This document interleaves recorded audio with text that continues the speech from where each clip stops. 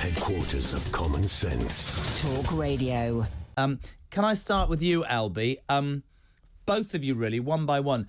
Explain your take on this. What do you feel? It's a really contentious issue, isn't it? First of all, congratulations on pronouncing my surname right. You got there in the end. But on the issue of William and Kate's Caribbean Commonwealth tour in celebration of the Queen's Jubilee, I think you're right to say it is a really contentious issue. But I think I approach this in two ways. I think there's a way that we should look at individual Britons, like all three of us, and there's a way that we should look at institutions like the royal family.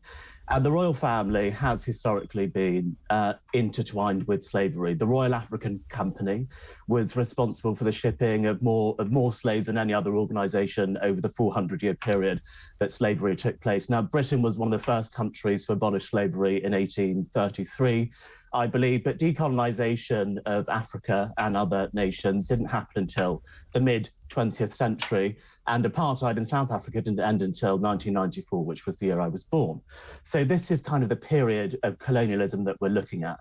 And when we're thinking about an institution like the royal family and the Commonwealth, and whether or not we want that Commonwealth organisation to survive in the future, and the Commonwealth represents something like 2.1 billion people, the majority of those people former colonised subjects, I think it's absolutely strategically correct for the monarchy to, when they're going on tours to the Caribbean, especially Africa or perhaps India, to acknowledge those links with colonialism and slavery, particularly in Africa and the Caribbean, so that we can promote the monarchy and make sure that the Commonwealth is an institution that those countries still want to be a part of in the decades and centuries to come. Because if we don't acknowledge how that organisation came to be, we can't start to try and sell to those countries why they should remain a part of the Commonwealth. And we're seeing lots of countries wanting to leave the Commonwealth and have the Queen removed as their head of state.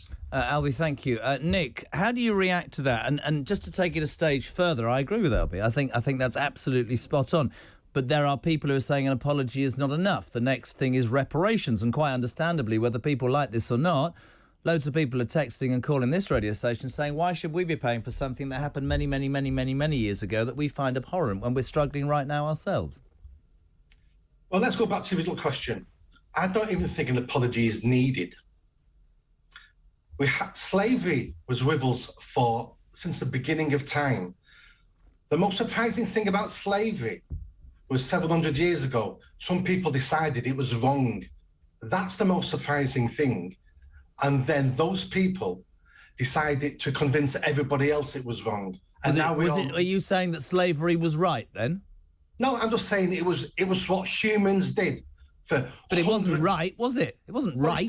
It's not right when we look at it today, but no. They all thought it, everybody thought it was right. And now we're looking back in time and going, how dare those people have those thoughts? There were different people. I accept, Nick, and Albie, I'll jump in if I can. I accept that we now live in a world where things from the past are viewed differently. I'll take that point, and Albie, that is the point, whether people like that or not. But yes, apologise for your links. I would like you both, though, to answer the question that I put to you, which is, and it's interesting, isn't it, on the back of a cost of living crisis, however you dressed it up, this is going to be the worst that we've had for decades in this country.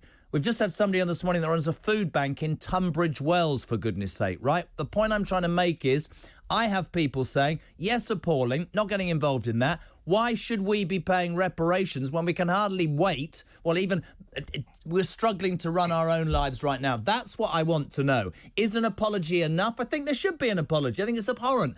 But beyond that, how can you be paying for something that happened 700 years ago, Albie? That's my point, right?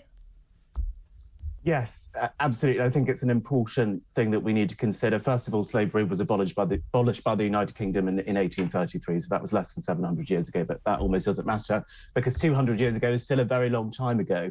I think on the issue of reparations, it is something which is difficult to discuss because on one side of the argument, you've got people that say reparations now, and on the other side of the argument, you've got people that say we shouldn't be paying any reparations whatsoever. And I think there's been no, I don't think, plan of how could we compensate Commonwealth countries or former colonies in a way that would be acceptable to the British people. All right, well, let me put another thing. I don't know if that's Albie, an let me argument put that we could another ever thing. make personally. Let me put another thing to you, which I know that Nick will jump right at. And this is also relevant because there are two sides to every story.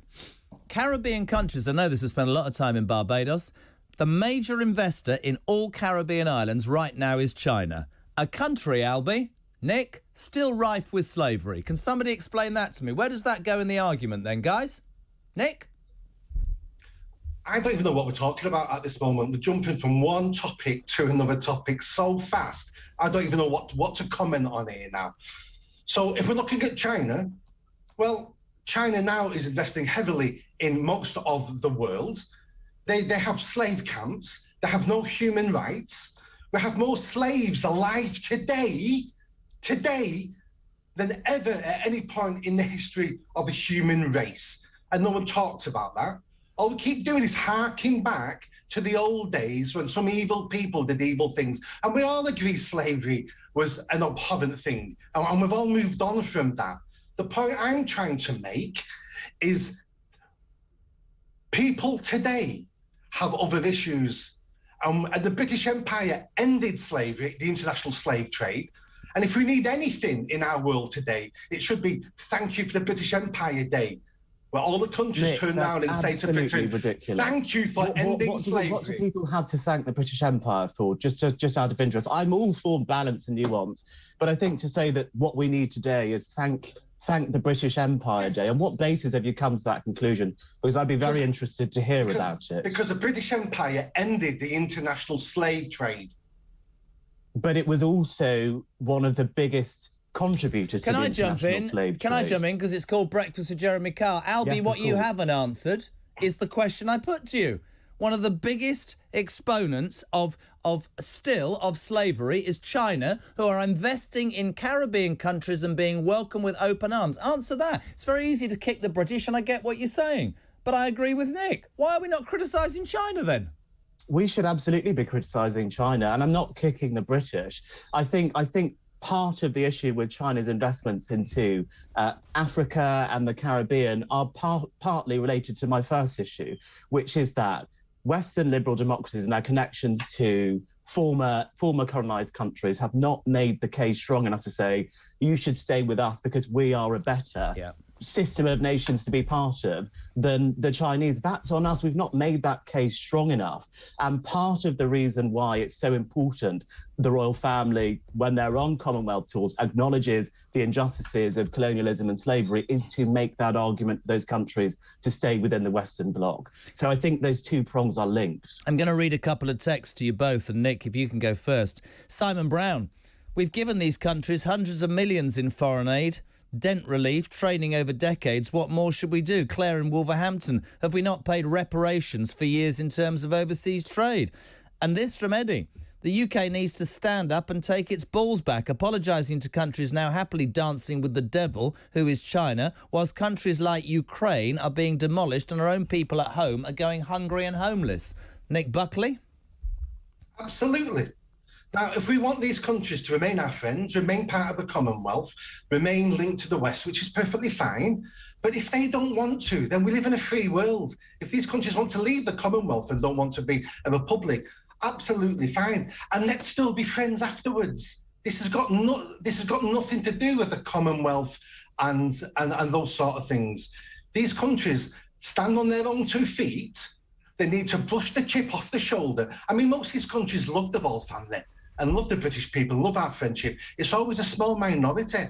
So brush the chip off your shoulder and let's get on with modern life. Nick, thank you. Final word from you, Albie. 30 seconds. What do you say? How do you respond?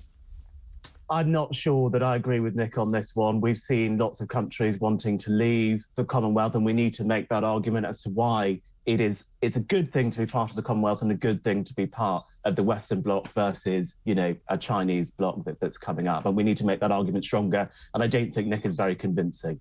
I think to sum up with both of you, this is just my opinion. I think slavery should be apologised for.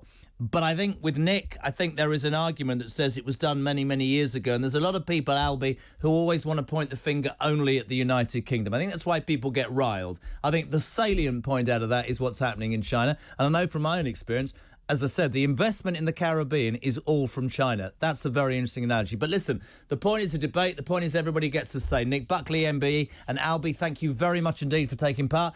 Good talk. Hot talk. Bold talk. Talk radio. Listen on your smart speaker. Watch it live on your smart TV. The world headquarters of common sense. Talk Radio.